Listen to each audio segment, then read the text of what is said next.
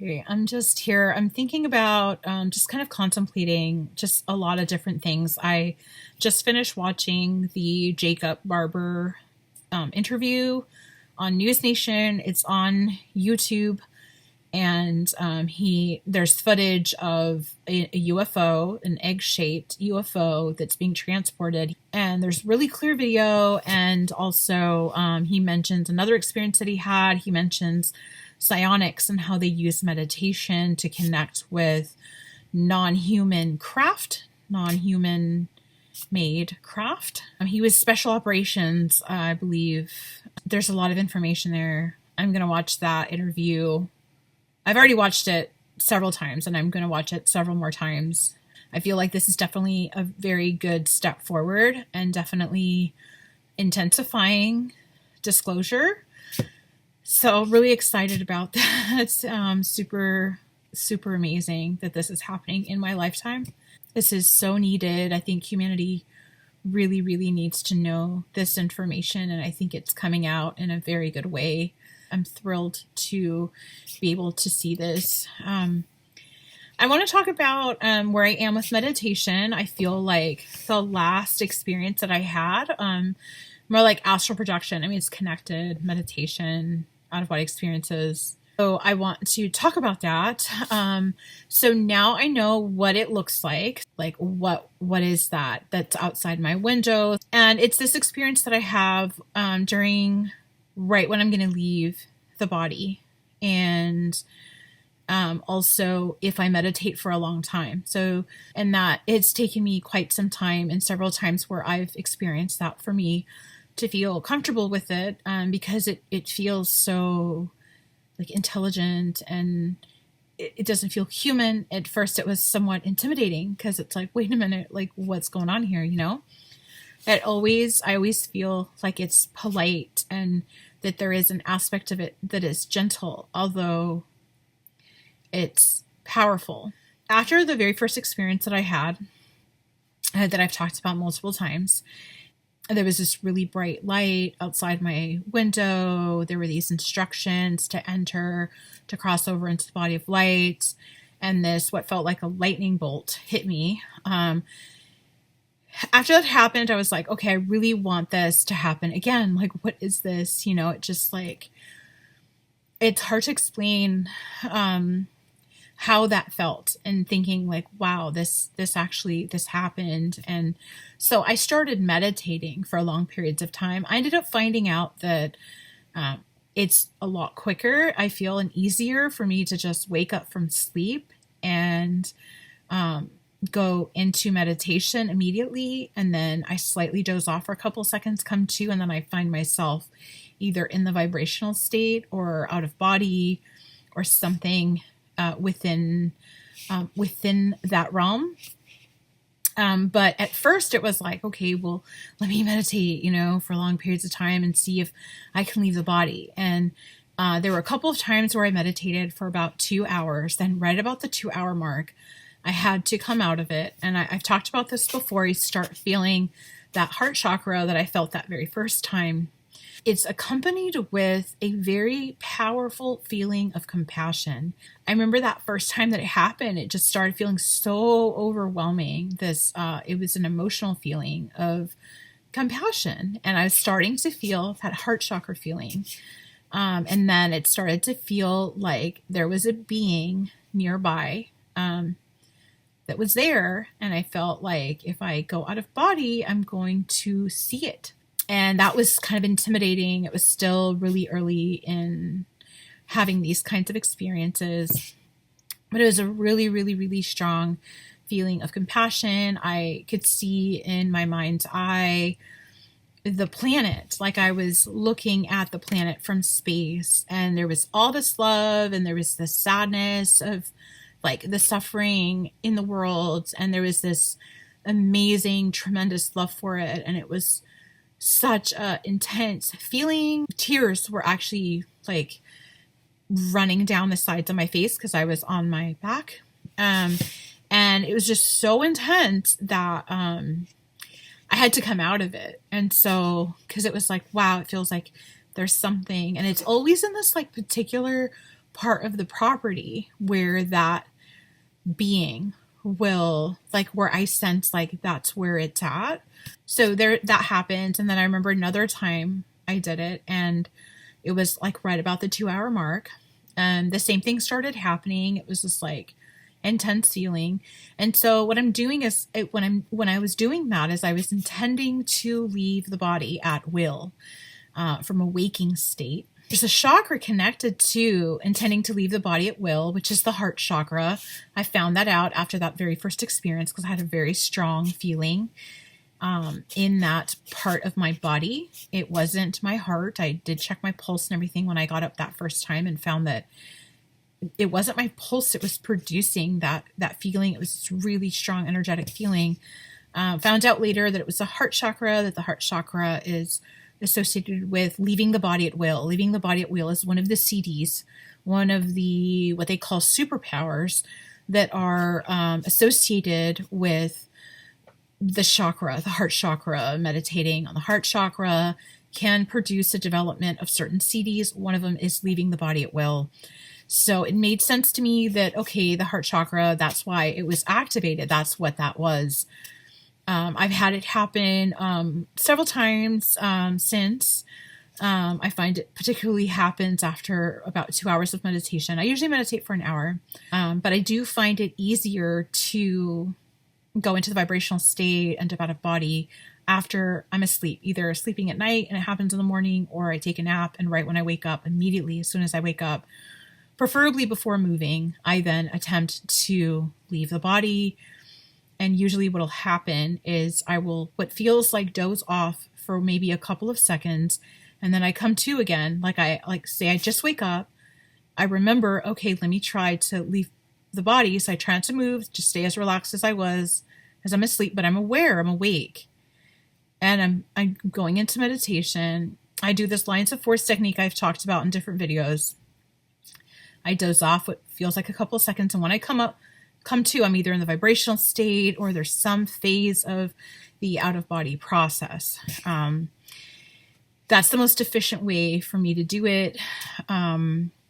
Meditating, though, is still like, it's training myself to be aware in those realms. And I think the better, like, the longer I can be aware longer and it be sharper, a half hour to 60 minutes is usually what I do at a time. I think also the feeling of compassion is associated with the heart chakra. And I think that that may be like part of why those feelings come up so strongly. It also feels that connection to whatever being shows up and is nearby, this non-human being.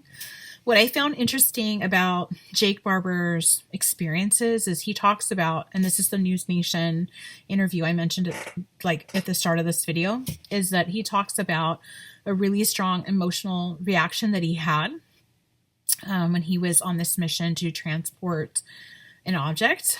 It just reminded me of like that feeling of like, 2 hours in meditation, like really, really strong feeling of compassion, and it feeling like there's a non-human being that somehow is involved in that feeling.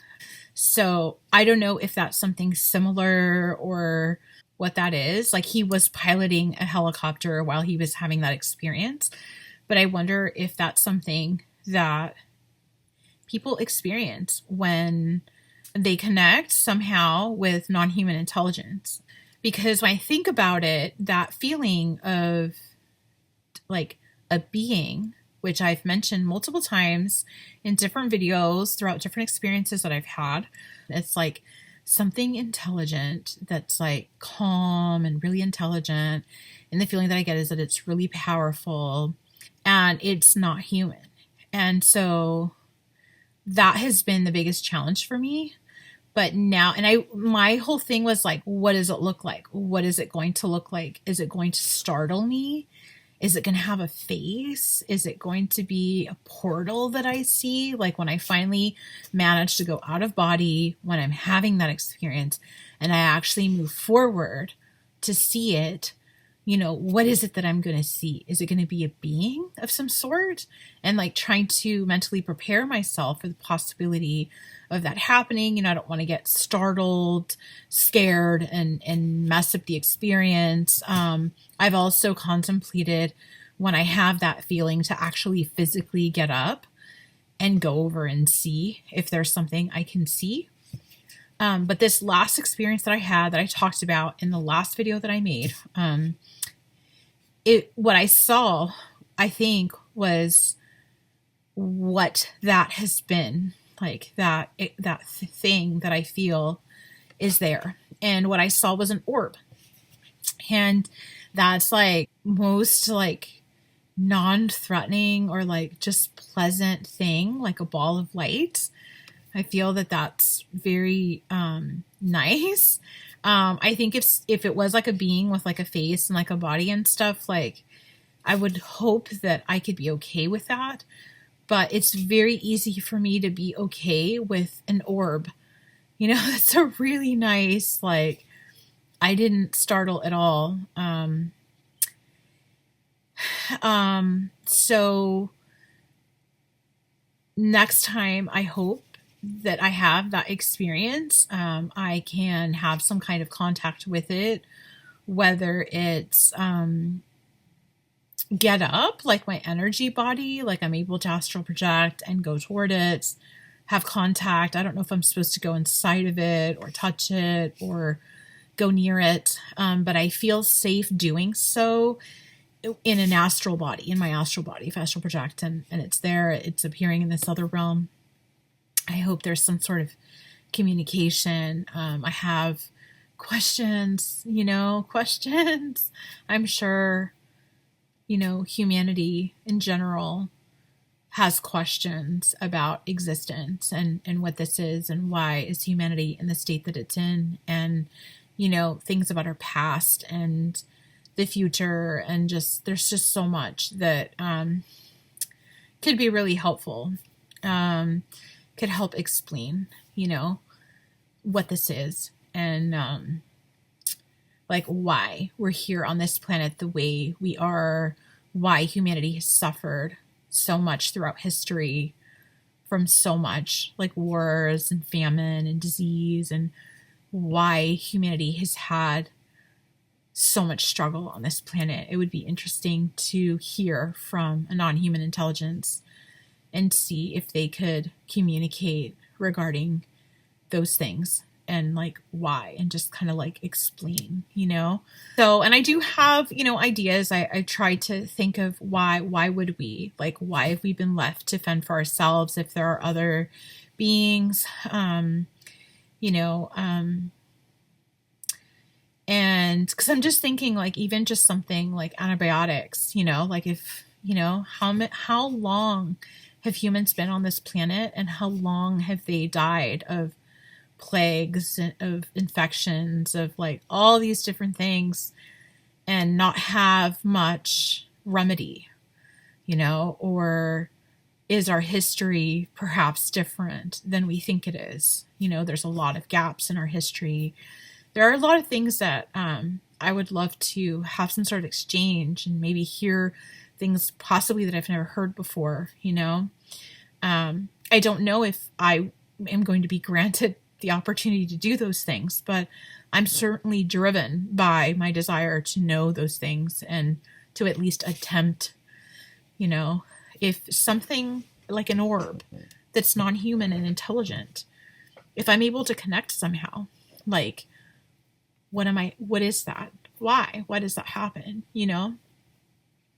It could be that it's just something that happens, that when we go to sleep, our souls go, and there's these orbs that have something to do with, I don't know, some sort of maintenance or some sort of routine or something that our souls undergo as we sleep, as our bodies, grow and rest and regulate.